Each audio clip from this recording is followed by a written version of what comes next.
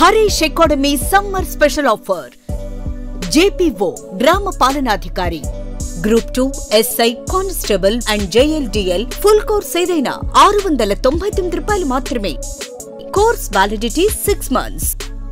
ఈ offer April 25 నుండి మే 5 వరకు మాత్రమే. సులభంగా జాబ్ సాధించే విధంగా లెజెండరీ ఫ్యాకల్టీచే రూపొందించబడిన స్టాండర్డ్ ఆన్లైన్ క్లాసెస్. 2 లక్షల మందికి పైగా పర్చేస్ చేసిన ఆన్లైన్ క్లాసెస్. మరెందుకు ఆలస్యం? వెంటనే హరీష్ అకాడమీ యాప్ ని డౌన్లోడ్ చేసుకోండి, విజయం సాధించండి. Harish the best academy. Phone 8341116915.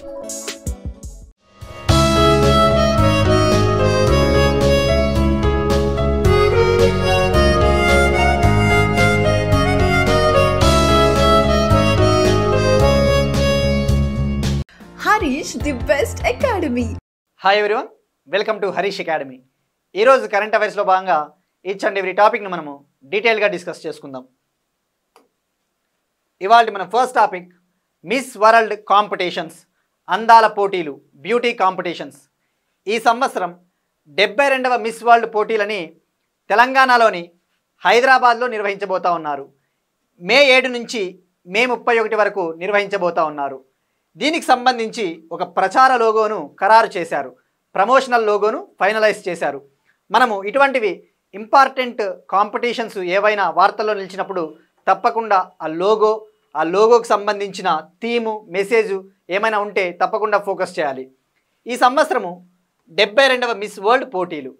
Observe చేస్తే 71వ మిస్ వరల్డ్ పోటీలు కూడా భారతదేశము 2024 సంవత్సరంలో ముంబైలో నిర్వహించింది.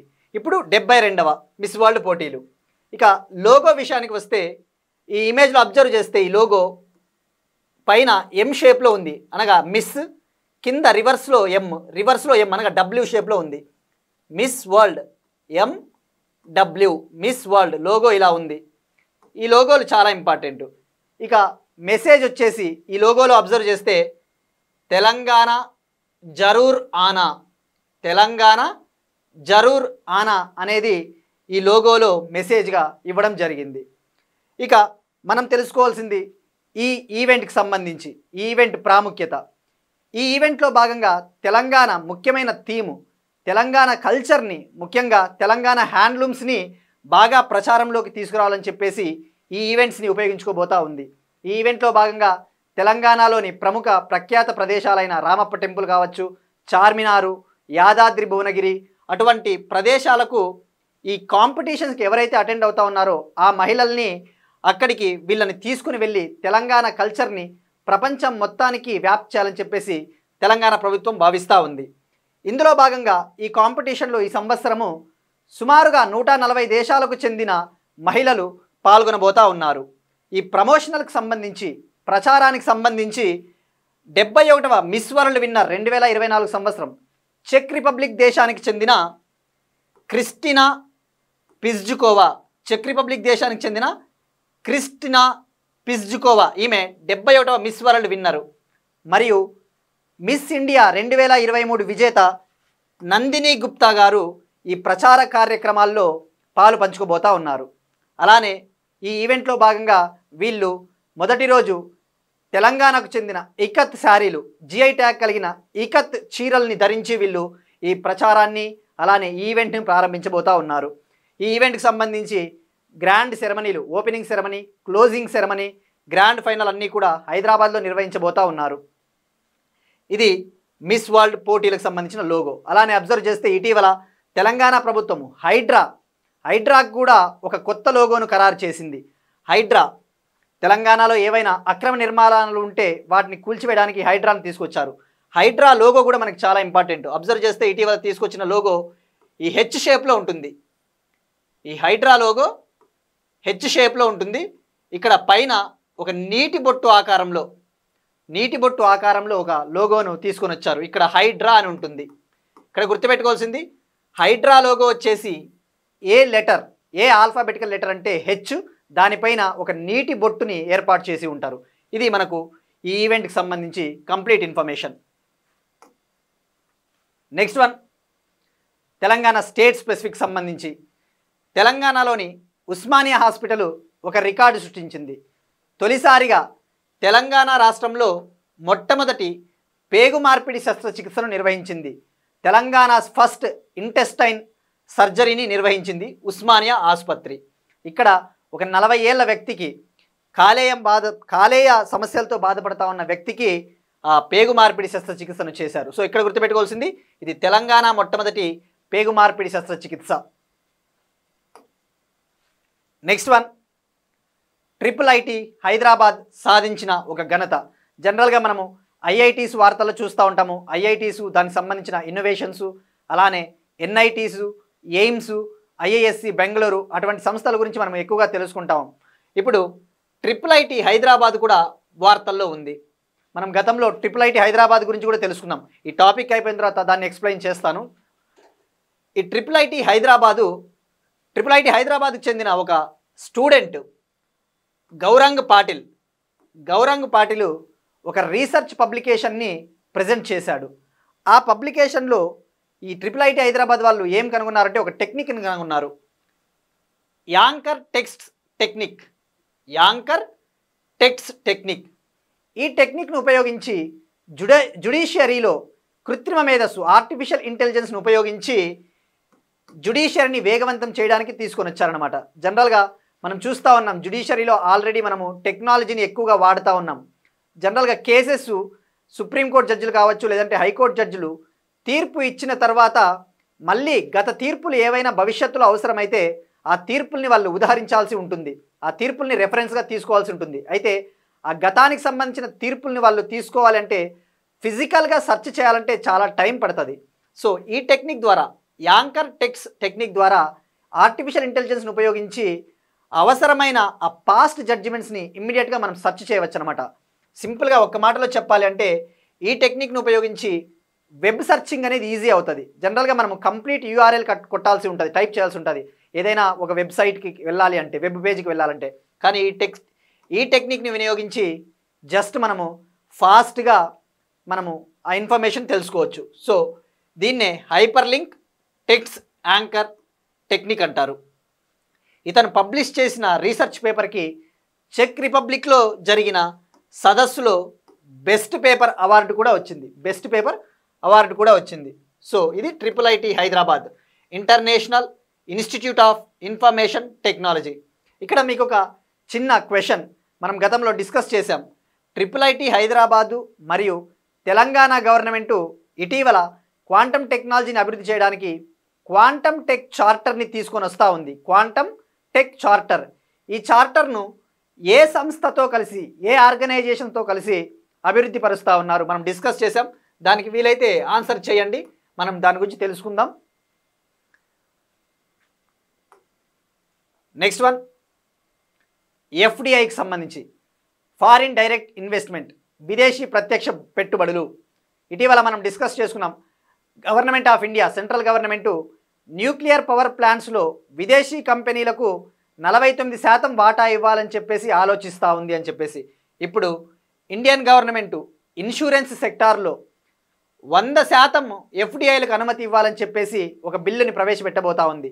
ఈ సంవత్సరం వర్షాకాల సమావేశాలు జూలైలో ఈ బిల్లుని ప్రవేశపెట్టాలని చెప్పేసి చూస్తూ ఉంది.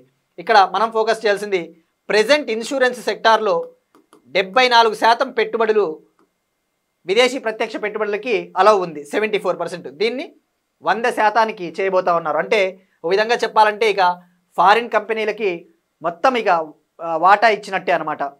దీని ద్వారా లాభాలు, అడ్వాంటేజెస్ ఏముంటాయి అంటే మనకు ఇన్సూరెన్స్ సెక్టార్లో హయ్యర్ ఇన్వెస్ట్మెంట్స్, అధిక పెట్టుబడులు వస్తాయి. ఈ బిల్లును తీసుకురావడం ద్వారా చాలామందిని ఇన్సూరెన్స్ సెక్టార్లోకి తీసుకురావడానికి సాధ్యపడుతుంది. అలానే కాంపిటీషన్ పెరుగుతుంది. కాంపిటీషన్ పెరిగినప్పుడు ఇన్సూరెన్స్ సెక్టార్లో మనకు అవసరమైన మంచి ఇన్సూరెన్స్ ప్రోడక్ట్లు, బెస్ట్ పెన్షన్ ప్రోడక్ట్లు మనము పొందవచ్చు. ఈ ప్రపోజల్ని ఇండియన్ గవర్నమెంటు 2025-26 యూనియన్ బడ్జెట్లో తీసుకొని వచ్చింది ఈ ప్రపోజల్ని. ఇక టార్గెట్ కూడా పెట్టుకుంది. IRDAI, insurance regulatory and development authority of India ఒక టార్గెట్ పెట్టుకునింది. ఆ టార్గెట్ ప్రకారము, ఆ టార్గెట్ వచ్చేసి 2047 కల్లా ఇన్సూరెన్స్ ఫర్ ఆల్, 2047 కల్లా ఇన్సూరెన్స్ ఫర్ ఆల్, అందరికీ ఇన్సూరెన్స్ అందించాలి అని చెప్పేసి టార్గెట్ పెట్టుకుంది. మనకి ఇవి చాలా ఇంపార్టెంట్. డైరెక్ట్గా అడుగుతాడు ఎగ్జామ్లో. ఇన్సూరెన్స్ ఫర్ ఆల్ టార్గెట్ని IRDAI ఏ సంవత్సరానికి టార్గెట్గా పెట్టుకుంది అంటే 2047. ఇలాంటివి చాలా ఇంపార్టెంట్ ఇయర్స్. ఇక IRDAI విషయానికి వస్తే ప్రెజెంట్ చైర్మన్ వచ్చేసి దేబాశిష్ పండా గారు. నెక్స్ట్ వన్, RBI వద్ద ఉన్న గోల్డ్ రిజర్వ్స్, పసిడి నిల్వలకు సంబంధించి మొన్న మనం డిస్కస్ చేసుకున్నాం. ఇంటర్నేషనల్ మానిటరీ ఫండ్ అలానే భారతదేశపు విదేశీ మారక నిల్వలు ఇండియాస్ ఫారెక్స్ రిజర్వ్స్ ఇంక్రీజ్ అయ్యాయి అని చెప్పేసి, అందులో భాగంగా పసిడి నిల్వలు కూడా ఫారెక్స్ రిజర్వ్లో ఒక భాగం అన్నమాట. ఇప్పుడు వరల్డ్ గోల్డ్ కౌన్సిల్ ప్రకారము Indian reserve bank of India వద్ద సుమారుగా 879.6 టన్నుల గోల్డ్ ఉందట. 879.6 టన్స్ ఆఫ్ గోల్డ్. ఆల్రెడీ చూస్తూ ఉన్నాము, అంతర్జాతీయంగా మార్కెట్ అనేది చాలా అనిశ్చితిలో ఉంది. అమెరికా ట్రేడ్ వారు, అమెరికా డాలర్ అనేది చాలా హెచ్చు తగ్గులకు గురవుతూ ఉంది. ఈ సందర్భంలో ఇండియన్ గవర్నమెంట్ ఎక్కువగా గోల్డ్లో ఇన్వెస్ట్ చేస్తూ ఉంది, ఎందుకంటే ఇది స్టేబుల్ ఇన్వెస్ట్మెంట్ కాబట్టి. సో 2017 నుంచి చూస్తే భారతదేశము గోల్డ్ని కొనుగోలు విషయంలో చాలా ఎక్కువగా కొనుగోలు చేస్తూ ఉందట, ఎక్కువగా బై చేస్తూ ఉన్నాం మనము. 2024-25 ఫినాన్షియల్ ఇయర్లో ఇండియన్ గవర్నమెంట్ RBI 57.5 టన్నుల బంగారాన్ని కొనుగోలు చేసింది. ఆల్రెడీ చూస్తూ ఉంటే గోల్డ్ ప్రైజెస్ కూడా చాలా హైగా ఉన్నాయి. సో ఇప్పుడు ఇక్కడ మనం గోల్డ్ రిజర్వ్స్కి సంబంధించి తెలుసుకోవాలా. ఇండియాలో గోల్డ్ రిజర్వ్స్ ఉన్నాయి, అవి ప్రపంచంలో మనం ఏ స్థానంలో ఉన్నాయి. గోల్డ్ రిజర్వ్స్ విషయానికి వస్తే ఇండియన్ గవర్నమెంట్ 7th ప్లేస్లో ఉంది. ప్రపంచంలో అత్యధిక గోల్డ్ నిల్వలు కలిగిన 7వ దేశము భారతదేశము. ఇక మొదటి ప్లేస్లో వచ్చేసి USA ఉంది. అమెరికా 8,133 టన్నుల గోల్డ్ ఉంది అమెరికా దగ్గర. Second Germany, third Italy, 4th France, 5th China, 6th Switzerland, 7th India. So ఈ టాప్ 7 డెఫినెట్లీ గుర్తుపెట్టుకోండి. సోర్స్ వచ్చేసి వరల్డ్ గోల్డ్ కౌన్సిల్ ఆధారంగా. ఇక ఇది ఇండియాస్ ఫారెక్స్ రిజర్వ్స్లో భాగం కాబట్టి మరొక పాయింట్ చెప్తాను. విదేశీ మారకపు నిల్వలు అత్యధికంగా కలిగి ఉన్న దేశం వచ్చేసి చైనా అని మనం చెప్పేసి డిస్కస్ చేసుకున్నాం. Highest forex reserves in the world is with China. ఇక సెకండ్ ప్లేస్లో వచ్చేసి జపాన్ ఉంది. అత్యధిక విదేశీ మారకపు నిల్వలు కలిగిన 2వ దేశము జపాన్. థర్డ్ వచ్చేసి స్విట్జర్లాండ్, 4th ఇండియా. ప్రపంచంలో 4వ అతిపెద్ద విదేశీ మారకపు నిల్వలు కలిగిన దేశము ఇండియా. ఇక వరల్డ్ గోల్డ్ కౌన్సిల్ విషయానికి వస్తే, వరల్డ్ గోల్డ్ కౌన్సిల్ ఇలాంటివి మనము UPSC లాంటి ఎగ్జామ్స్లో స్టేట్మెంట్స్లో అడుగుతారు. మీరు అబ్జర్వ్ చేస్తే ట్రెండ్స్ ఎలా అడుగుతారంటే, which of the following statements are true regarding world gold council అని చెప్పేసి ఒక 2 స్టేట్మెంట్స్ ఇస్తాడు. ఇది ఈ సంవత్సరంలో ఏర్పాటైంది, దీని హెడ్ క్వార్టర్స్ ఇక్కడ ఉందని చెప్పేసి ఇస్తాడు. సో వరల్డ్ గోల్డ్ కౌన్సిల్ గురించి కూడా మనం తప్పకుండా తెలుసుకోవాలి. ఇది 1987లో ఏర్పాటైంది. దీనిని ప్రపంచంలోనే అతిపెద్ద గోల్డ్ మైనింగ్ కంపెనీస్ ఏర్పాటు చేశాయి. దీనిలో 32 టాప్ గోల్డ్ మైనింగ్ కంపెనీస్ ఉంటాయి. దీని హెడ్ క్వార్టర్స్ వచ్చేసి London, UK. Head quarters London, UK. So ఈ 3 పాయింట్లు ఎనఫ్. ఒకవేళ మనం స్టేట్మెంట్స్ అడిగినా కూడా మనము ఫైండ్ అవుట్ చేయవచ్చు ఆన్సర్ని.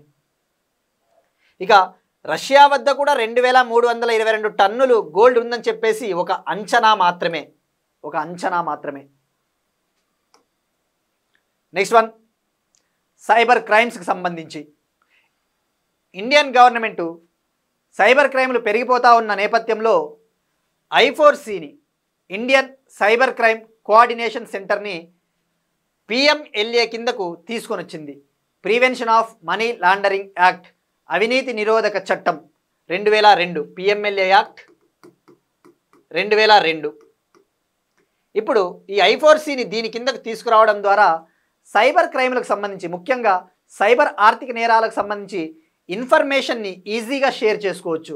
ముఖ్యంగా ఎన్ఫోర్స్మెంట్ డైరెక్టరేట్ కింద, PMLA కింద ఉండే ఎన్ఫోర్స్మెంట్ డైరెక్టరేట్ వద్ద ఏదైనా ఇన్ఫర్మేషన్ ఉంటే సైబర్ క్రైమ్స్కి సంబంధించి ఈ I4C పొందుతుంది. అలానే ఈడీకి కూడా ఈ I4C ఇన్ఫర్మేషన్ని షేర్ చేస్తుంది.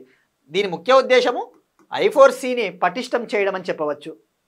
ఇక ఇలాంటి సంస్థలు వార్తల్లో ఉన్నప్పుడు మనం కంపల్సరీ తెలుసుకోవాలి. ED, national investigation agency, CBI ఇటువంటివి అబ్జర్వ్ చేస్తే ఇటీవల జరిగిన పహల్గామ్ ఉగ్రదాడి కేసుని, విచారణ కేసుని, ఆ నిందితుల్ని కనుక్కోవడానికి బాధ్యతల్ని నేషనల్ ఇన్వెస్టిగేషన్ ఏజెన్సీకి అప్పగించింది. గుర్తుపెట్టుకోండి, పహల్గామ్ దాడి ఘటనను విచారించడానికి ఏ ఏజెన్సీకి అప్పగించిందంటే భారత ప్రభుత్వము నేషనల్ ఇన్వెస్టిగేషన్ ఏజెన్సీ. ఇక I4C Indian cyber crime coordination centre, already we discuss it comes under ministry of home affairs, home మంత్రిత్వ శాఖ. నెక్స్ట్ వన్ చీతా గురించి, ప్రాజెక్ట్ చీతా గురించి ఇటీవల మనం డిస్కస్ చేసాం. ప్రాజెక్ట్ చీతాలో భాగంగా మధ్యప్రదేశ్లోని కూనో నేషనల్ పార్క్ నుంచి 2 చీతాలను మధ్యప్రదేశ్లోని గాంధీ సాగర్ వైల్డ్ లైఫ్ శాంక్చురీలోకి విడుదల చేశారని చెప్పేసి ఇక్కడ మనం ఫోకస్ చేయాల్సింది ప్రెజెంట్ కూనో నేషనల్ పార్క్లో ఎన్ని చీతాలు ఉన్నాయి, అలానే భారతదేశంలో ఇప్పుడు ఓవరాల్గా ఎన్ని చీతాలు ఉన్నాయో ఈ నెంబర్లు చాలా ఇంపార్టెంట్. డైరెక్ట్గా అడుగుతాడు ఎగ్జామ్స్లో ఫ్యాక్ట్స్. కూనో నేషనల్ పార్క్లోని ఒక చీత, నిర్వా అనే ఒక చీత 5 చీతా కూనలకి జన్మనిచ్చిందట. చీతా నిర్వా అనే ఒక చీత 5 చిరుత కూనలకి జన్మనిచ్చింది. సో ఇప్పుడు ఎన్నున్నట్టు కూనోలో మనం డిస్కస్ చేసాం లాస్ట్ టైము. 26 ఉంటే కూనో నేషనల్ పార్క్లో 2టిని గాంధీ సాగర్కి తరలించారు. అప్పుడు 24 అయినాయి కూనోలో. ఇప్పుడు ఈ 5ంటికి జన్మనియడం ద్వారా ఓవరాల్గా 24 + 5 29కి చేరుకున్నాయి. 29 ఉన్నాయి ఇప్పుడు. ఓవరాల్గా ఇండియాలో వచ్చేసి 29, ఆ గాంధీ సాగర్లోకి పంపించిన ప్రభాస్ అండ్ పావక్తో కలిపి 31 చిరుత పులులు ఇండియాలో ఉన్నాయనే విషయం గుర్తుపెట్టుకుంటే సరిపోతుంది. ఒకవేళ ఇప్పటికిప్పుడు ఏదైనా ఎగ్జామ్ జరిగినా వాడు ఈ నెంబరే మెన్షన్ చేయడానికి ఛాన్స్ ఉంటుంది ఆప్షన్స్లో. సో 31. ఇక చీతా అది వల్నరబుల్, ఆల్రెడీ డిస్కస్ చేశాము. 1952లో భారతదేశంలో అంతరించిపోయిందని చెప్పేసి కూడా డిస్కస్ చేసుకున్నాము. ప్రాజెక్ట్ చీతా గురించి మనము కంప్లీట్ ఇన్ఫర్మేషన్ ఆల్రెడీ డీటెయిల్గా డిస్కస్ చేసుకున్నాం. ఇప్పుడు క్వశ్చన్ చూద్దాం. మనం ఇటీవల ఇంపార్టెంట్ డేస్ గురించి డిస్కస్ చేసుకునేటప్పుడు నేషనల్ పంచాయత్ రాజ్ డే గురించి తెలుసుకున్నాం. ఆ నేషనల్ పంచాయత్ రాజ్ డే ఎప్పుడు జరుపుకున్నాము, అది ఎప్పుడు అమల్లోకి వచ్చింది, అది ఎప్పుడు తొలిసారిగా జరుపుకున్నామని చెప్పేసి కంప్లీట్గా తెలుసుకున్నాం. ఎవరి ప్రభుత్వంలో తీసుకొని వచ్చారని చెప్పేసి. ఇప్పుడు దానికి సంబంధించినది పాలిటిక్ లింక్ చేస్తున్నాం. 73వ రాజ్యాంగ సవరణ చట్టము ఏ తేదీన అమల్లోకి వచ్చింది? చూడ్డానికి ఇది సిల్లీగా అనిపిస్తుంది, ఫ్యాక్ట్ ఓరియంటెడ్. ఇలాంటి డేట్లు మనం గుర్తుంచుకోవాలా అనే డౌట్ కూడా వస్తుంది. కానీ మొన్న ఇటీవల ఏపీ గ్రూప్ 2 అబ్జర్వ్ చేస్తే ఏపీ గ్రూప్ 2 మెయిన్స్లో పాలిటీలో ఇలా అడిగాడు డైరెక్ట్గా. The 74th constitutional amendment act of 1992 came into force on అన్నాడు. 74వ రాజ్యాంగ సవరణ చట్టం 1992 ఎప్పుడు అమల్లోకి వచ్చింది అన్నాడు. 24 April 1993, 1 June 1992, 1 June 1993, 24th April 1992 అన్నాడు. దీన్ని బేస్ చేసుకునే మనం ఇప్పుడు ఫ్రేమ్ చేసాం. ఎందుకంటే మనం already national Panchayat Raj day గురించి డీటెయిల్గా తెలుసుకున్నాం కాబట్టి. సో దీనికి తప్పకుండా ఆన్సర్ చేయండి, ఎందుకంటే ఇది మోడల్ క్వశ్చన్ ఉన్నట్టే ఇక ఇది. అలానే దీనికి కూడా ఆన్సర్ ట్రై చేయండి, ఎందుకంటే ప్రీవియస్ ఇయర్స్లో అడిగిన క్వశ్చన్స్ కాబట్టి. ఇక నిన్నటి క్వశ్చన్ విషయానికి వస్తే మనం నిన్న అడిగినది వరల్డ్ ఎకనామిక్ అవుట్లుక్ రిపోర్టును ఎవరు విడుదల చేస్తారు? దానికి ఆన్సర్ వచ్చేసి ఐఎంఎఫ్ విడుదల చేస్తుంది. ఇక world employment and social outlook ILO international labour organisation. ఇక ఈ రెండింటికి చాలామంది ఆన్సర్ చేశారు. కానీ మనం అడిగిన ఇంకొక క్వశ్చన్ 2024-25 ఆర్థిక సంవత్సరంలో నేషనల్ క్వాంటమ్ మిషన్ కింద అత్యధిక నిధులు పొందిన రాష్ట్రం ఏది అంటే దానికి ఆన్సర్ ఉత్తరప్రదేశ్ అని కొంతమంది మాత్రమే ఆన్సర్ చేశారు. సో అలర్ట్గా ఉండండి. మనం చెప్పేటప్పుడు ఇన్నర్గా లైక్ ఇంప్లిసిట్ మేనర్లో, ఎక్స్ప్లిసిట్గా కాకుండా చెప్పేటప్పుడు ఇంప్లిసిట్గా కూడా చాలా ఇష్యూస్ కవర్ అవుతాయి. So be alert. ఇక యూపీ విషయానికి వస్తే ఎందుకు యూపీని మనం అడిగామంటే ఈ క్వశ్చను, యూపీ భారతదేశంలో అత్యధిక GI ట్యాగులు ఉన్న రాష్ట్రము యూపీ. మనం డిస్కస్ చేసుకున్నట్టు 2024-25 ఆర్థిక సంవత్సరంలో అత్యధిక ఎలక్ట్రిక్ వెహికల్స్ రిజిస్టర్ అయిన రాష్ట్రం కూడా యూపీనే. క్వాంటమ్ మిషన్ కింద అత్యధిక నిధులు పొందింది కూడా యూపీనే. సో 3 రీజన్స్ దృష్ట్యా మనకు యూపీ చాలా important. Next one, Ayushman Bharat Vayovandana Yojana. Pradhan Mantri Jan ఆరోగ్య యోజన కింద ఆయుష్మాన్ భారత్ వయో యోజన కార్డ్స్ అని చెప్పేసి భారత ప్రభుత్వము లాంచ్ చేసింది 2024 సంవత్సరంలో. ఆ వయో యోజన కార్డ్స్ కింద సీనియర్ సిటిజన్లకి, ముఖ్యంగా ఎవరైతే 70 ఏళ్ళు దాటి ఉంటారో, సోషియో ఎకనామిక్ క్యాస్ట్ సెన్సస్ గుర్తించిన 70 ఏళ్ళు పైబడిన వృద్ధులకి 5 లక్షల ఉచిత ఆరోగ్య సేవలు అందిస్తారు. కేంద్ర ప్రభుత్వము 5 lakh free health care facilities అన్నమాట 70 ఏళ్ళు దాటిన వాళ్ళకి. ఇప్పుడు ఢిల్లీ ప్రభుత్వం ఇటీవల ఆయుష్మాన్ భారత్ జన్ ఆరోగ్య యోజనలో 35వ రాష్ట్రము లేదా యూటీగా జాయిన్ అయిన సందర్భంలో ఇప్పుడు ఒక స్కీమ్ని లాంచ్ చేశారు, ఆయుష్మాన్ భారత్ వయో వందన యోజన. ఈ స్కీమ్లో భాగంగా ఢిల్లీ గవర్నమెంట్ 70 ఏళ్ళు దాటిన సీనియర్ సిటిజన్స్కి 10 లక్షల విలువైన హెల్త్ కేర్ ఫెసిలిటీస్ని అందించబోతా ఉన్నారు. 10 లక్షలు. ఇప్పటి వరకు 5 lakh ఉంది, సెంట్రల్ గవర్నమెంట్ 5 lakh ఇస్తుంది. ఇప్పుడు ఢిల్లీ గవర్నమెంట్ 10 lakh ఇస్తుంది అనమాట. అంటే ఈ 10 lakhలో సెంట్రల్ గవర్నమెంట్ 5 లక్షలు భరిస్తుంది, మరో 5 లక్షలు ఢిల్లీ ప్రభుత్వం భరిస్తుంది. సో గుర్తుపెట్టుకోండి, ఢిల్లీ లాంచ్ చేసిన ఆయుష్మాన్ భారత్ వయోవందన 10 lakh. ఇక ఆయుష్మాన్ భారత్ ప్రధానమంత్రి జన్ ఆరోగ్య యోజన, మీకు మరొక క్వశ్చన్. ఈ ఆయుష్మాన్ భారత్ ప్రధానమంత్రి జన్ ఆరోగ్య యోజనని ప్రధానమంత్రి నరేంద్ర మోడీ గారు ఎక్కడ లాంచ్ చేశారు? ఇలాంటివి చాలా important. For example, Beti Bachao Beti Padhao scheme ఉంది, అడుగుతాడు దీన్ని ఎక్కడ లాంచ్ చేశారు అంటే హర్యానాలోని పానిపట్టులో ప్రధానమంత్రి నరేంద్ర మోడీ గారు లాంచ్ చేశారు 2015 జనవరి 22న. అంటే ఇప్పటికి అది 10 ఏళ్ళు అయ్యింది.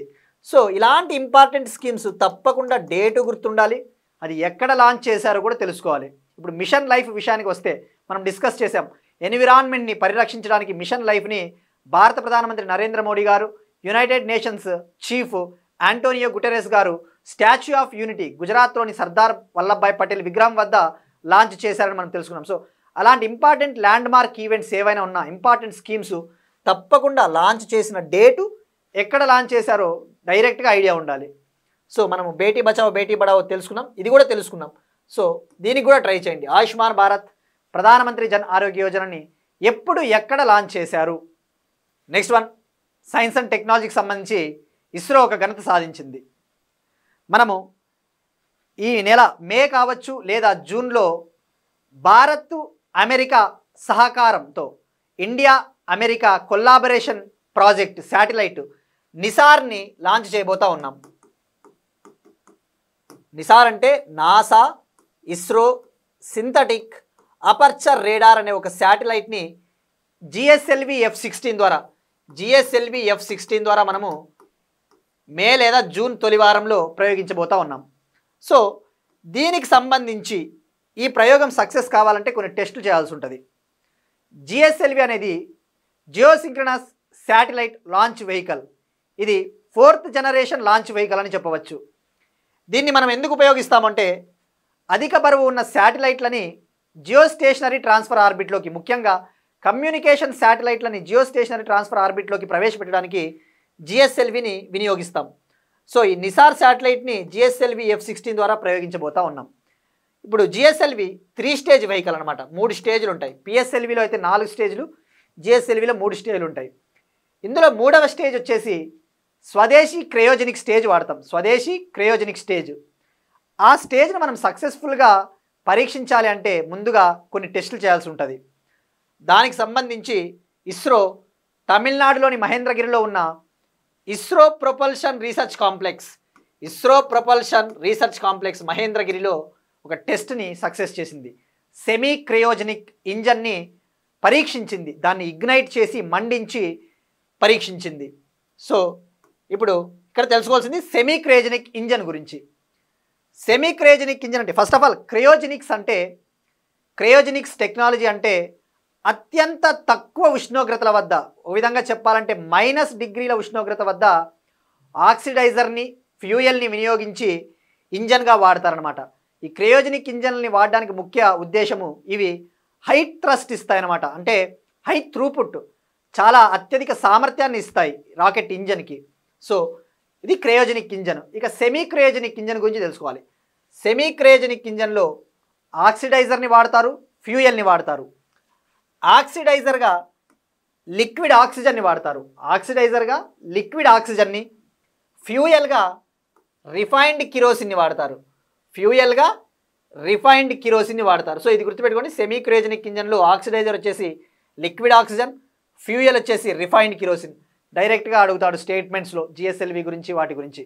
నెక్స్ట్ వన్ అగైన్ స్పేస్ టెక్నాలజీకి సంబంధించి గగన్యాన్ మిషన్ కోసము భారతదేశము ఇస్రో మరియు తిరువనంతపురంకు చెందిన ఒక ఇన్స్టిట్యూట్, కేరళలోని తిరువనంతపురంకు చెందిన Shri Chitra Tirunal institute for medical sciences and technology, Shri Chitra Tirunal institute for medical sciences and టెక్నాలజీతో ఒక ఒప్పందం కుదుర్చుకునింది. ఈ ఒప్పందం ముఖ్య ఉద్దేశము మనం గగన్యాన్ ప్రాజెక్ట్ని భవిష్యత్తులో చేపట్టబోతా ఉన్నాం. దానికోసము ఆ మైక్రో గ్రావిటీ ఎన్విరాన్మెంట్, అంటే అంతరిక్షంలో గ్రావిటీ చాలా తక్కువ ఉంటుంది, అక్కడ మన ఆస్ట్రోనాట్ల బాడీ ఎలా పనిచేస్తుంది, వీళ్ళ ఆరోగ్యాన్ని పరిరక్షించడానికి కొన్ని రకాల సూట్స్ని, కొన్ని రకాల రక్షణ కవచాలని మనం తయారు చేయాల్సి ఉంటుంది. దానికోసము ఈ SCTIMST సంస్థతో ఒప్పందం కుదుర్చుకున్నాం. వీళ్ళు దీనికోసం స్పేస్ మెడిసిన్ రీసెర్చ్, అంతరిక్ష వైద్య పరిశోధన పైన పరిశోధనలు చేపట్టబోతా ఉన్నారు. అవసరమైన రక్షణ సూట్లను, డిఫెన్స్ స్పేస్ సూట్లను కూడా తయారు చేస్తారు. సో ఇది గుర్తుపెట్టుకోవాల్సింది ఇస్రో మరియు దీని మధ్య కుదిరిన ఒప్పందం. ఇక్కడ ఇలాంటి ఇన్స్టిట్యూట్లు వార్తల్లో ఉన్నప్పుడు కంపల్సరీ తెలుసుకోవాలి, ఇది చాలా important. Shri Chitra Tirunal institute for medical sciences and technology, Thiruvananthapuram, Kerala. ఇండియాలో ట్యూబర్కులోసిస్ పెరిగిపోతూ ఉంది. ట్యూబర్కులోసిస్ని త్వరితగతిన గుర్తించడానికి ఈ తిరువనంతపురం చెందిన ఇన్స్టిట్యూటు ఒక టెస్ట్ని, ఒక డయాగ్నోసిస్ టెస్ట్ని తయారు చేసింది, స్వదేశీయంగా అభివృద్ధి చేసింది. దాని పేరే RT LAMP test, RT LAMP assay అనే ఒక test, real time LAMP assay test, ట్యూబర్కులోసిస్ని త్వరితగతిన గుర్తించడానికి. సో దీన్ని అభివృద్ధి చేసిన వాళ్ళు తిరువనంతపురం ఇన్స్టిట్యూట్. ఇలాంటివి చాలా ఇంపార్టెంట్. ఇది హిందూ పేపర్ కనుక మీరు ఎవరైనా అబ్జర్వ్ చేస్తూ ఉంటే, హిందూ పేపర్ చదివే అలవాటు ఉంటే, ఇవి సైన్స్ పేజ్లో ఇటీవల పబ్లిష్ చేశాడు. హిందూలో సైన్స్ అని సైన్స్ పేజ్ అని ఒకటి ఉంటుంది, అక్కడ ఇది ఆర్టికల్ ఇచ్చాడు ఒకటి, ఆర్టీ ల్యాంప్ టెస్ట్. ఇక ట్యూబర్కులోసిస్కి ఆల్రెడీ కొన్ని రకాల టెస్టులు ఉన్నాయి. జీన్ ఎక్స్పర్ట్ అని, ట్రూ నాట్ అని, జీన్ ఎక్స్పర్ట్, ట్రూ నాట్, ఈ రెండు టెస్టులు వీడు ఇలా కూడా అడగవచ్చు. కింది వాటిలో ట్యూబర్కులోసిస్ వ్యాధిని నిర్ధారించడానికి ఉపయోగించే పరీక్షలు which of the following tests are used for early diagnosis of tuberculosis అంటే GeneXpert, Truenat, RT LAMP ఇలా ఇవ్వవచ్చు. సో ఇవి మూడు కరెక్టే. నెక్స్ట్ వన్, జపాన్ శాస్త్రవేత్తలు ఒక ఘనత సాధించబోతా ఉన్నారు. అంతరిక్షంలో సోలార్ ఎలక్ట్రిసిటీని ఉత్పత్తి చేయాలని చెప్పేసి ప్లాన్ చేస్తూ ఉన్నారు. స్పేస్లో సూర్యరశ్మిని ఉపయోగించుకొని సోలార్ ఎలక్ట్రిసిటీని ఉత్పత్తి చేయాలని చెప్పేసి ఒక ప్రాజెక్ట్ని చేపడతా ఉన్నారు. ఆ ప్రాజెక్ట్ వచ్చేసి ఒహిసామా ప్రాజెక్ట్. ఒహిసామా జపనీస్ భాషలో ఒహిసామా అంటే సూర్యుడు అని అర్థం. ఇప్పుడు ఈ ప్రాజెక్ట్లో భాగంగా జపాన్ శాస్త్రవేత్తలు ఏం చేయబోతా ఉన్నారంటే, ఒక చిన్న శాటిలైట్ని, 180 గ్రాములు ఉండే ఒక శాటిలైట్ని అంతరిక్షంలోకి పంపబోతా ఉన్నారు. ఆ శాటిలైట్లో సోలార్ ప్యానెల్స్ని ఉపయోగిస్తూ ఉన్నారు. ఆ సోలార్ ప్యానెల్స్ ఏం చేస్తాయంటే ఆ స్పేస్లో ఉన్న సూర్యరశ్మిని వినియోగించుకొని ఎనర్జీని ప్రొడ్యూస్ చేస్తాయి. ఉత్పత్తి అయిన ఎనర్జీ బ్యాటరీస్లో స్టోర్ చేస్తాయి. మరి ప్రొడ్యూస్ అయిన ఎనర్జీని భూమి మీదకి కూడా పంపాలని చెప్పేసి ప్లాన్ చేస్తూ ఉన్నారు. మరి స్పేస్ నుంచి భూమికి పంపాలి అంటే వైర్ల ద్వారా అయితే పాసిబుల్ కాదు. సో వీళ్ళు వైర్లు అవసరం లేకుండానే మైక్రోవేవ్స్ ద్వారా పంపబోతా ఉన్నారు. ఈ ఉత్పత్తి అయిన ఎనర్జీని మైక్రోవేవ్స్గా కన్వర్ట్ చేసి ఎనర్జీ బీమ్ ద్వారా, ఎనర్జీ బీమ్ అంటే ఒక కిరణం అనుకోండి, ఒక కిరణం ద్వారా ఇలా చూపిస్తున్నట్టు ఇమేజ్లో ఒక కిరణం ద్వారా భూమి మీదకి పంపిస్తారు. సో ఇది జపాన్ శాస్త్రవేత్తల ఘనత. ఇది మేబీ ఏప్రిల్ తర్వాత నిర్వహిస్తారట ఈ ప్రాజెక్టు. మరి స్పేస్లో సోలార్ ఎలక్ట్రిసిటీని ప్రొడ్యూస్ చేయడం కొత్తేమీ కాదు. ఆల్రెడీ గతంలో 2020లో అమెరికా శాస్త్రవేత్తలు ఈ ప్రయోగాన్ని చేశారు, కొంతమేర సక్సెస్ సాధించారు. అయితే ఆ ప్రాజెక్టు చాలా ఖర్చుతో కూడుకున్న కావడం చేత వీళ్ళు ఆ ప్రాజెక్ట్ని డిస్కంటిన్యూ చేశారు. ఇప్పుడు జపాన్ వాళ్ళు ట్రై చేస్తూ ఉన్నారు. సో డైరెక్ట్గా అంతరిక్షంలో సౌర విద్యుత్తును ఎవరు చేయబోతున్నారంటే Japan. Next one, Mann Ki Baat address. ప్రధానమంత్రి నరేంద్ర మోడీ గారు ప్రతి నెల ప్రజలతో వర్చువల్గా ఒక రేడియో ప్రోగ్రాం ద్వారా మాట్లాడతారు. మన్ కీ బాత్ ప్రోగ్రాం అవి చాలా ఇంపార్టెంట్. ఈ నెల ఈ ఆదివారం నిన్న 121వ మన్ కీ బాత్ ప్రోగ్రాంలో మాట్లాడుతూ ప్రజలకు ఒక సందేశం ఇచ్చాడు. సచేత్ యాప్ని ప్రజలందరూ వినియోగించుకోవాలి. సచేత్ యాప్, ఈ సచేత్ యాప్ను వినియోగించుకోవాలి. దీనికి కారణము ఇది డిజాస్టర్ మేనేజ్మెంట్ కోసము. విపత్తులు ఏవైనా న్యాచురల్ డిజాస్టర్స్, ల్యాండ్ స్లైడ్స్ అయినా లేదంటే వరదలైనా అటువంటి ఏవైనా న్యాచురల్ డిజాస్టర్స్ని ముందుగానే పసిగట్టి ప్రజలకి అలర్ట్స్ ఇస్తుంది. అలానే minute to minute weather updates కూడా ఇస్తుంది అట ఈ సచేత్ యాప్. సో ఈ సచేత్ యాప్ని అందరూ వాడాలని చెప్పేసి కూడా చెప్పారు. ఎప్పుడైనా మనం తెలుసుకోవాల్సింది ఎలా అడుగుతా అంటే ఎగ్జామ్లో ట్రెండ్స్ ఇన్నోవేటివ్గా కూడా అడుగుతూ ఉన్నారు ఎగ్జామినర్. ఒకవేళ నేనే ఎగ్జామినర్ అయితే ఎలా అడుగుతాను అంటే, ప్రధానమంత్రి నరేంద్ర మోడీ గారు ఇటీవల అబ్జర్వ్ చేస్తే తెలంగాణలోని ఆదిలాబాద్ గిరిజన మహిళలు తయారు చేసే ఇప్ప పువ్వు లడ్డూలు, మహువా లడ్డూలు అంటారు. ఆ మహువా లడ్డూలని గురించి ప్రధానమంత్రి నరేంద్ర మోడీ గారు ప్రశంసించారు. వీటిని ఐరన్ రిచ్ లడ్డూలు అంటారు. అంటే దీంట్లో ఐరన్ కంటెంట్ ఎక్కువ ఉంటుంది, అనీమియాను కూడా ఫైట్ చేస్తుందన్నమాట. ఇలా అడగవచ్చు. ప్రధానమంత్రి నరేంద్ర మోడీ గారు ఈ మహువా లడ్డూల గురించి ప్రస్తావించారు. అవి ఏ రాష్ట్రానికి చెందినవి, లేదంటే తన 8వ మన్ కీ బాత్ ప్రోగ్రాంలో వీటిని గురించి ప్రస్తావించాడు. 120వ మన్ కీ బాత్ ప్రోగ్రాంలో మహువా లడ్డూల గురించి ప్రస్తావించాడు. సో ఇలా డెఫినెట్లీ నరేంద్ర మోడీ గారి మన్ కీ బాత్ ప్రోగ్రాం తప్పకుండా అబ్జర్వ్ చేస్తూ ఉండాలి. గతంలో కూడా మన్ కీ బాత్ ప్రోగ్రాంలో మాట్లాడుతూ కర్ణాటకలోని బిలిగిరి రంగనాథ టైగర్ రిజర్వ్ని సంరక్షిస్తూ ఉన్న సొలిగే తెగల గురించి, కర్ణాటకలోని సొలిగే ట్రైబ్ పీపుల్ గురించి కూడా ప్రధానమంత్రి నరేంద్ర మోడీ గారు ప్రస్తావించారు. సో ఈయన మాట్లాడేటప్పుడు కొన్ని ఇంపార్టెంట్ అనౌన్స్మెంట్స్ ఉంటాయి. సో అవి మనం కేర్ఫుల్గా అబ్జర్వ్ చేయాలి. నెక్స్ట్ వన్, అవార్డ్స్కి సంబంధించి కర్ణాటకకు చెందిన మానవతావాది మధుసూదన్ సాయి గారికి ఫిజీ దేశపు అత్యున్నత పురస్కారం. ఈ ఫిజీ దేశము తన అత్యున్నత పురస్కారమైన companion of the order of ఫిజీని కర్ణాటకకు చెందిన హ్యుమానిటేరియన్ మానవతావాది మధుసూదన్ సాయి గారికి ఇచ్చింది. దీనికి కారణము ఈయన శ్రీ సత్యసాయి సంజీవని చిల్డ్రన్స్ హాస్పిటల్ ద్వారా ఎంతోమందికి ఆరోగ్య సేవలు అందించారు, ఫ్రీ ఆఫ్ కాస్ట్. అలానే చాలా సోషల్ వెల్ఫేర్ యాక్టివిటీస్ని కూడా చేపట్టారట, అందుకు ఈ అవార్డు ఇచ్చారు. నెక్స్ట్ వన్, తెలంగాణ ప్రభుత్వము కొత్త చీఫ్ సెక్రటరీగా ఐఏఎస్ ఆఫీసర్ రామకృష్ణారావు గారిని నియమించింది, ఆర్డర్స్ జారీ చేసింది ఐఏఎస్ రామకృష్ణారావు గారు. ఇక్కడ ఈయనకు ఒక ప్రత్యేకత ఉంది. ఈయన తెలంగాణ ప్రభుత్వం ఏర్పాటైన నాటి నుండి తెలంగాణ తెలంగాణ రాష్ట్రం వచ్చినప్పటి నుంచి కూడా ఈయన ఆర్థిక శాఖ ప్రత్యేక కార్యదర్శిగా కొనసాగుతూ ఉన్నాడు. ఫినాన్స్ డిపార్ట్మెంట్ స్పెషల్ సెక్రటరీగా కొనసాగుతూ ఉన్నాడు. దేశంలో ఎవరు చెయ్యనంతగా దాదాపు 11 ఏళ్ల పాటు ఒక రాష్ట్రానికి ఆర్థిక శాఖ ప్రత్యేక కార్యదర్శిగా పనిచేసి 11 ఏళ్ల పాటు రికార్డు సృష్టించాడు దేశంలోనే.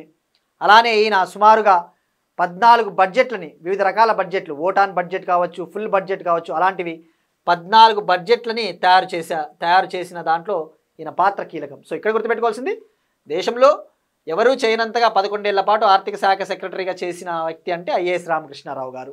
నెక్స్ట్ వన్, స్పోర్ట్స్కి సంబంధించి second Asian yogasana sport championship భారతదేశంలో యోగాని ప్రమోట్ చేయడానికి ఆల్రెడీ యోగాకి స్పోర్ట్స్ హోదా కూడా వచ్చింది, యోగాకి స్పోర్ట్ హోదా కూడా లభించింది ప్రధానమంత్రి నరేంద్ర మోడీ గారి కృషి మేరకు. ఇప్పుడు ఆ యోగాసన ఛాంపియన్షిప్ జరిగింది న్యూఢిల్లీలోని ఇందిరాగాంధీ స్టేడియంలో 25 ఏప్రిల్న మొదలైంది, నిన్న 27 ఏప్రిల్తో ముగిసింది 3 రోజుల పాటు second Asian yogasana sport championship. ఇక్కడ మనం ఫోకస్ చేయాల్సింది టాప్ ఎవరు వచ్చారు, ఏ కంట్రీ. ఈ ఈవెంట్లో సుమారుగా 21 ఆసియా దేశాలకు చెందిన 170 అథ్లెట్లు పాల్గొన్నారు. ఇందులో టాప్ భారతదేశం 83 గోల్డ్ మెడల్స్ గెలుచుకునింది. ఇండియా 83 గోల్డ్ మెడల్స్తో టాప్ ప్లేస్లో ఉంది. సెకండ్ ప్లేస్లో జపాన్, థర్డ్ మంగోలియా. సో ఈ 3 గుర్తుపెట్టుకోండి, top India, second Japan, third Mongolia. Next one, again స్పోర్ట్స్కి సంబంధించి టేబుల్ టెన్నిస్ ఈవెంట్. టునీషియా దేశ రాజధాని ట్యూనిస్లో world table tennis contender tourney జరిగింది. టునీషియా దేశంలోని ట్యూనిస్లో world table tennis contender tourney.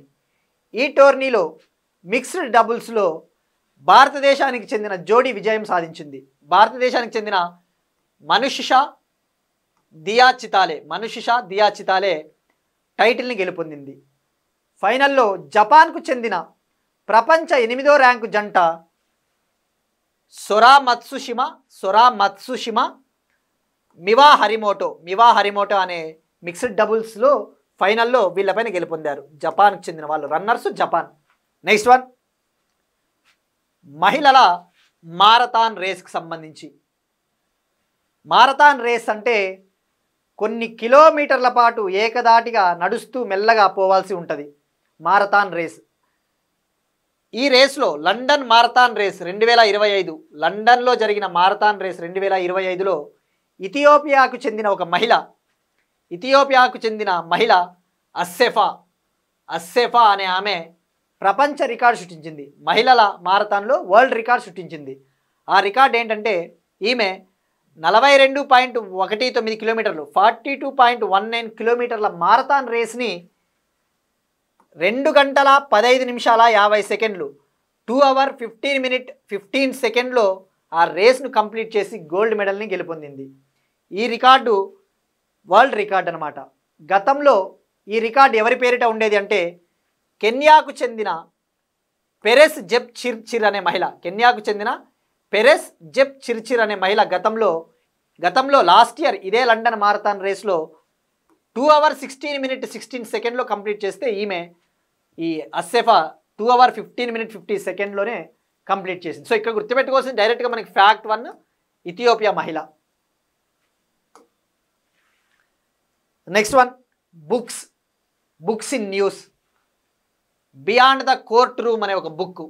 Beyond the court room, ఇక్కడ పేరులోనే ఉంది. కోర్ట్ అంటే ఇది జుడిషియరీకి చెందిన బుక్ అని అర్థమవుతుంది. ఈ బుక్ ఎవరి గురించి అంటే ఫాలి ఎస్ నారిమన్, భారతదేశపు ప్రముఖ న్యాయవాది ఫాలి ఎస్ నారిమన్ గారి గురించి ఆయన రాసిన ఆర్టికల్స్, ఆయన స్పీచెస్, ఆయన జుడిషియల్ స్పీచెస్ ఇందులో పొందుపరిచారనమాట. సో ఇక్కడ డైరెక్ట్గా గుర్తుపెట్టుకోవాల్సింది బియాండ్ ద కోర్ట్ రూమ్ ఎవరికి సంబంధించిందంటే ఫాలి ఎస్ నారిమన్. ఇక ఫాలి ఎస్ నారిమన్ గారి విషయానికి వస్తే ఈయన 1971 నుంచి సుప్రీంకోర్టు సీనియర్ న్యాయవాదిగా పనిచేశారు. అలానే 1991 to 2010, 1991 నుంచి 2010 వరకు ఇండియన్ బార్ అసోసియేషన్ ప్రెసిడెంట్గా, ఇండియన్ బార్ అసోసియేషన్ అధ్యక్షుడిగా కూడా ఈయన పనిచేశారు. That's it. ఇవి టుడేస్ కరెంట్ అఫైర్స్. మనం ఒకసారి క్విక్గా రీక్యాప్ చూద్దాం. 72వ మిస్ వరల్డ్ ప్రచార లోగో ఖరారు. తెలంగాణ రాష్ట్రంలో మొట్టమొదటి పేగు మార్పిడి శస్త్రచికిత్స ఉస్మానియా హాస్పిటల్. ఏఐ ఆధారిత న్యాయ పరిశోధన IIIT హైదరాబాద్ యొక్క యాంకర్ టెక్నిక్. వర్షాకాల సమావేశాల్లోనే బీమా సవరణ బిల్లు 100% FDIలకు అనుమతి. ఆర్బీఐ వద్ద 879.6 టన్నుల గోల్డ్, ఎక్కువ గోల్డ్ నిల్వలున్న దేశాల్లో 7వ స్థానం. I4Cని PMLA యాక్ట్ కిందకు తెచ్చిన భారత ప్రభుత్వం. కూనో నేషనల్ పార్కులో చీతా నిర్వ 5 చిరుత కూనలకు జన్మ.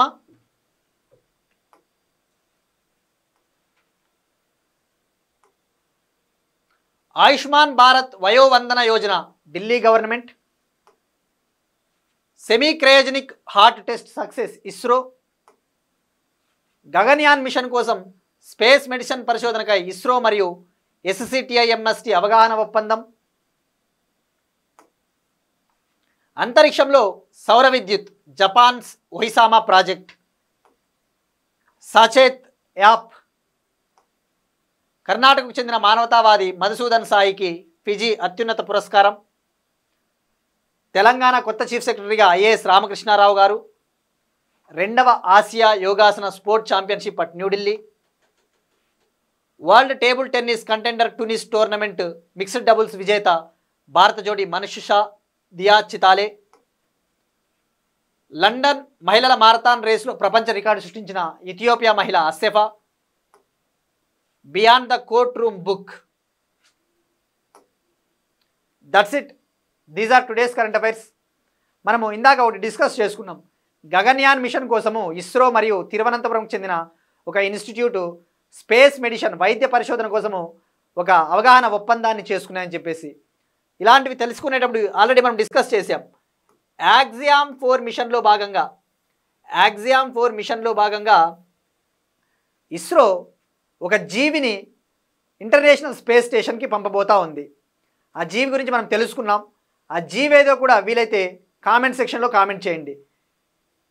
ఇంటర్నేషనల్ స్పేస్ స్టేషన్కి నాసాకు చెందిన యాక్సియామ్ 4 మిషన్లో భాగంగా ఇస్రో ఒక జీవిని పంపబోతా ఉంది. ఎందుకంటే ఆ జీవి డిఎన్ఏని అక్కడ పరీక్షించి ఆ జీవి డిఎన్ఏలో ఆ జీవి బాడీలో ఎటువంటి మార్పులు వస్తాయో దానికి తగ్గట్టుగా ఆస్ట్రోనాట్లకు స్పేస్ సూట్లను తయారు చేయడానికి ఒక జీవిని పంపబోతా ఉంది. ఆ జీవి పేరేంటో కూడా ఆన్సర్ చేయడానికి ట్రై చేయండి. సో దట్ మీకు లింకింగ్ అనేది అర్థమవుతుంది. That's it. These are today's current affairs and will meet you again tomorrow and thank you everyone.